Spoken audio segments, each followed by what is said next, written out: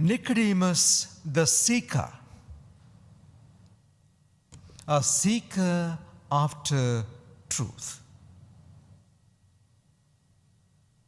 But he is a scholar, a Pharisee, a Jewish leader. So obviously well learned in the scripture, at least the Torah, the Pentateuch, the 5 books of the Bible. Well, maybe he must have learned everything by heart. But what is interesting is he is not so settled in his tradition and faith. Not feeling so at home with all his knowledge and with his faith. There was a kind of restlessness because his mind was still seeking after truth. That's why when Jesus came along, he could see there is something more in this man. He had his knowledge, his scholarship, his degrees, but he was sure there is something more I can learn from this man.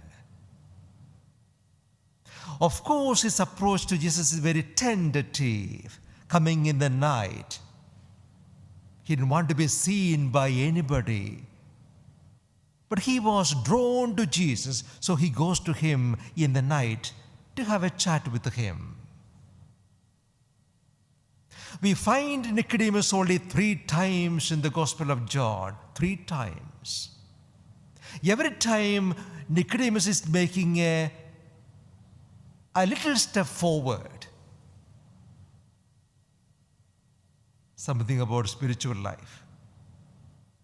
We find him making 1 step forward every time. Do you remember when was the last time we see him? At the burial of Jesus. In the open. In the open. No fear of any public, what others would think about. He has come into the open after the death of Jesus. Just like the centurion standing at the foot of the cross, coming to a revelation, he is not a man. The same way Nicodemus comes to a fuller realization towards the end of Jesus' life or after his death. What is the message for you and me? Very important. Never get settled in your faith. Am I clear? If you feel so much at home with your Catholic faith, you are in danger. It may happen to you and me. Oh, we know what the Mass is about. We know what the Bible is about. We have learned the catechism. We have been well brought up in the Catholic. We are,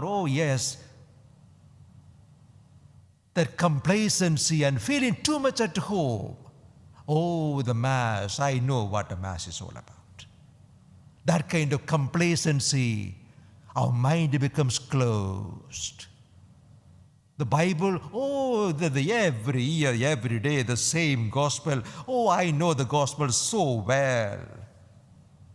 Take any parable. I have heard that before hundreds of times. What is new? Yeah, there is everything new in it.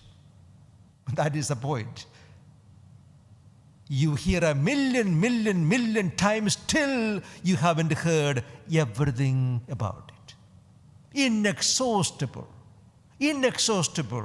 All I know is, even till time I take my last breath, I will be sure I will have understood only 1% of the gospel.